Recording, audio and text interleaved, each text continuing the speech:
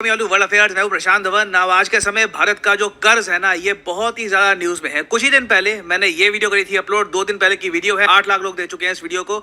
मुझे to be honest उम्मीद थी नहीं कि लोगों का इतना इंटरेस्ट होगा इस टॉपिक में, IMF डेट वगैरह। बट आप लोग बहुत ज्यादा क्यूरियस थे इसके बारे में और सोशल मीडिया पर भी काफी लोगों ने इस बात पर क्वेश्चन उठाए कि इंडिया का जो डेट टू GDP रेशियो है ये खतरनाक स्तर पे तो नहीं जा रहा। IMF तो ये भी कह रहा है कि सिचुएशन इतनी खराब हो सकती है इन द फ्यूचर कि इंडिया का जो डेट टू GDP रेशियो है ये 100% के भी पार चला जाए। और उसके बाद से हमने ये देखा है कि भारत सरकार लोगों को ये समझाने की कोशिश कर रही है कि देखिए IMF की जो वार्निंग है ना, ये ऐसा नहीं है कि ये लोग कह रहे हैं कि ऐसा होकर रहेगा कि इंडिया का डेट टू GDP रेशियो 100% के पार पक्का जाएगा, इसको हम रोक नहीं सकते।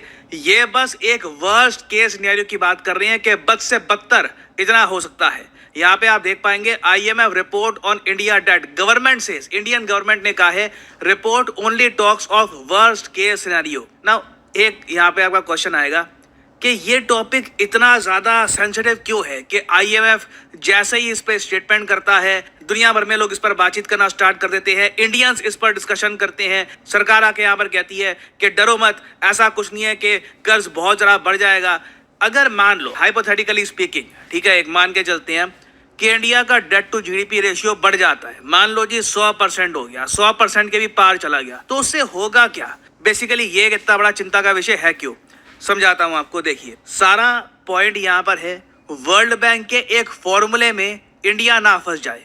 ये फॉर्मूला मैं आपको समझाता हूँ। वर्ल्ड बैंक के जो इकोनॉमिस्ट हैं इन्होंने आज से कई साल पहले एक स्टडी करी और ये पाया कि अगर एक देश का जो डेट टू GDP रेशियो है ये लगातार कई सालों से 77% के ऊपर रहता है ना, तो धीरे धीरे उस कंट्री की जो इकोनॉमिक ग्रोथ है ये स्टैग्नेट कर जाएगी, उसमें दिक्कत आनी स्टार्ट हो जाएगी।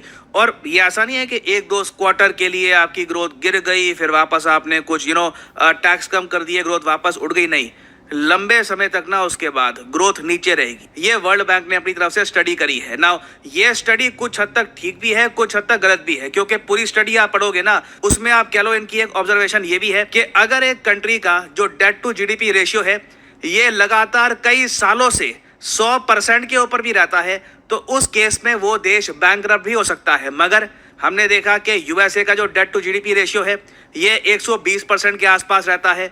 जापान का जो डेट टू GDP रेशियो है ये तो 200% के आसपास रहता है। बट USA एक बहुत ही यूनिक कंट्री है, ये लोग खुद डॉलर छापते हैं, इनसे आप किसी भी और कंट्री को कंपेयर नहीं कर सकते। और वैसे जो वर्ल्ड बैंक का फॉर्मूला है ना, ग्रोथ के हिसाब से बिल्कुल सटीक बैठता है। आप एक बात नोट करोगे, जापान में और USA में और कई और देशों में जहां पर डेट टू GDP बहुत हाई है ना, वहां पर कई साल हो गए सरकारों ने एड़ी चोटी का जोर लगा लिया, ग्रोथ नहीं आती, GDP हिलने का नाम नहीं लेती, GDP ग्रोथ आप कह लो वो प्रोड्यूस ही नहीं कर पाते। तो ये एक बहुत ही ज्यादा चिंता का विषय है। इसीलिए ना इंडिया में लोग सेंसिटिव हो जाते हैं, जिन लोगों को इकोनॉमिक्स के बारे में पता है, जिन लोगों को पता है कि डेट टू GDP रेशियो कितना सेंसिटिव होता है मेंटेन करना, वो हमेशा ना जब भी देखेंगे कि डेट टू GDP रेशियो बढ़ रहा है तो आप कह लो थोड़ा बहुत अलर्टनेस आ जाती है कि ज्यादा लंबे समय तक ये हाई नहीं रहना चाहिए ना। भारत सरकार ने अपनी तरफ से ये बोलने की कोशिश करी है कि जो डेट टू GDP रेशियो में बीच में आपने देखा कि बढ़ोतरी हो गई थी, वो ऐसा नहीं है कि इकोनॉमिक कारणों की वजह से हुई थी, वो एक कुछ रेयर इवेंट हो गए थे। कोविड-19 हो गया, रशिया यूक्रेन वॉर हो गया, तेल के दाम बहुत ज़रा उछल गए।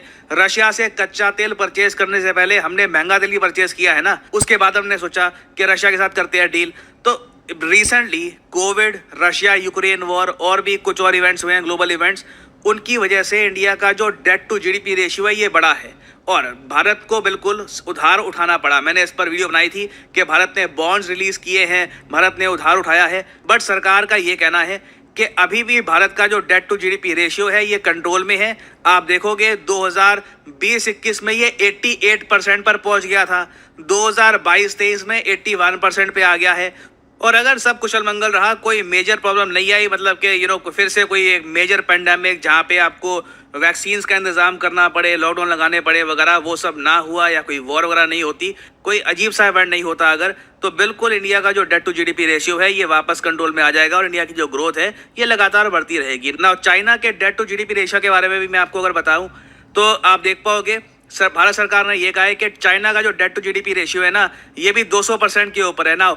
इसको लेकर आपको कई आर्टिकल मिल जाएंगे ब्लूमबर्ग के, और इंडियन आर्टिकल्स भी यहाँ पे आपको मिल जाएंगे कि चाइना का जो डेट टू जीडीपी रेशियो है ये मई 2023 में 250% के भी ऊपर चला गया था। But to be honest, China की जो रियल फिगर्स क्या है, एक्चुअल में इनका डेट टू जीडीपी रेशियो क्या है, इसके बारे में किसी को प्रॉपरली पता है नहीं कि इनका जो टोटल डेट इन्होंने बांट रखा है वो एक्चुअली कितना बड़ा है, क्योंकि कोई प्रॉपर आप कह लो ट्रांसपेरेंसी नहीं है। इसलिए कई जगह आप देखोगे आपको कुछ और फिगर दिखेगी, कहीं पे हो सकता है आपको 70% दिख जाए इनका डेट टू जीडीपी रेशियो, वो और तरीके से देखते हैं इनका डेट टू जीडीपी रेशियो। और ऐसे आप अगर अमेरिकन मीडिया देखोगे तो वो ओपनली कहते हैं कि चाइना का जो डेट टू जीडीपी रेशियो है ये 250% के ऊपर जा चुका है। But at the same time हमको एक बात ये भी देखनी होगी कि ठीक है, चाइना ने उधार बहुत सारा उठा लिया, मगर साथ ही साथ अपने शेयर भी खड़े कर लिए। आज के समय डेवलपमेंट के मामले में आप देखो इंडिया चाइना में बड़ा डिफरेंस आ चुका है। हमारे यहाँ एवरेज सैलरी आप कह लीजिए आज भी 25-30 हजार या 35 हजार के आसपास होगी। सिटीज की मैं बात कर रहा हूँ। चाइना में आप देखोगे वहां पर 1 से लेकर 1.5 लाख के आसपास लोग कमा रहे हैं उन्होंने एवरेज। तो डिफरेंस क्वालिटी ऑफ लाइफ में, अर्निंग में, जो ओवरऑल जिस तरीके से उनके शेयर डेवलप हुए हैं उसमें वास्ट है। तो हमारे पास अभी अपॉर्चुनिटी है, हम भी अभी उधार उठाएंगे। सरकार ने यह भी कहा है कि ज़्यादातर जो भारत का जो उधार है ना ये इंडियन रुपीस में है, ये गवर्नमेंट बॉन्ड का डेट है, ऐसा नहीं है कि हमने डॉलर्स में उधार उठा रखा है। तो ये फिर भी मैं कहूँगा कि अच्छी बात है कि डेट को हम कंट्रोल भी कर पाएंगे कल को। बट इंडिया जो इन द फ्यूचर डेट लेगा बहुत ही इंपॉर्टेंट है कि उसे हम प्रॉपरली यूज करें, इंफ्रास्ट्रक्चर में बिल्ड करें, लॉजिस्टिक्स बिल्ड करें, पोर्ट्स, एयरपोर्ट्स, एक्सप्रेसवेज, ये सब बिल्ड करें, क्योंकि इस मामले में हम चाइना से बहुत ज़्यादा पीछे हैं। ना सिर्फ चाइना से, यूके से, यूएसए से हम बहुत पीछे हैं। हम डेट टू जीडीपी रेशियो के मामले में ना खुद को इनसे तभी प्रॉपरली कंपेयर कर पाएंगे जब डेवलपमेंट और प्रोग्रेस के मामले में भी हम इनके आसपास आ पाएं। तो फ्यूचर में देखिए इस टॉपिक से रिलेटेड और डेवलपमेंट्स होती हैं तो मैं आपके लिए अपडेटेड वीडियोस लाता रहूँगा, क्योंकि लोगों में एक जिज्ञासा बढ़ रही है about debt, about India's position. अच्छी बात है, क्योंकि लोग अब पैसा भी निवेश करते हैं स्टॉक मार्केट में, कंट्री की ग्रोथ का पार्ट भी बनना चाहते हैं वो लोग। तो एक आप कह लो ओवरऑल ना लोग जानना चाहते हैं कि इकोनॉमिक कंडीशन क्या है, कल को प्रॉब्लम तो नहीं आ जाएगी। तो बहुत अच्छी बात है, देख के बहुत अच्छा लगता है। डिबेट अगर होने चाहिए तो इस टॉपिक पे ज़्यादा होने चाहिए कि डेट टू जीडीपी रेशियो को कैसे मैनेज करेंगे हम, क्या रणनीति होनी चाहिए हमारी। This is very good to see. और आप लोगों की जो जिज्ञासा है वो देख के भी मुझे बहुत अच्छा लगा।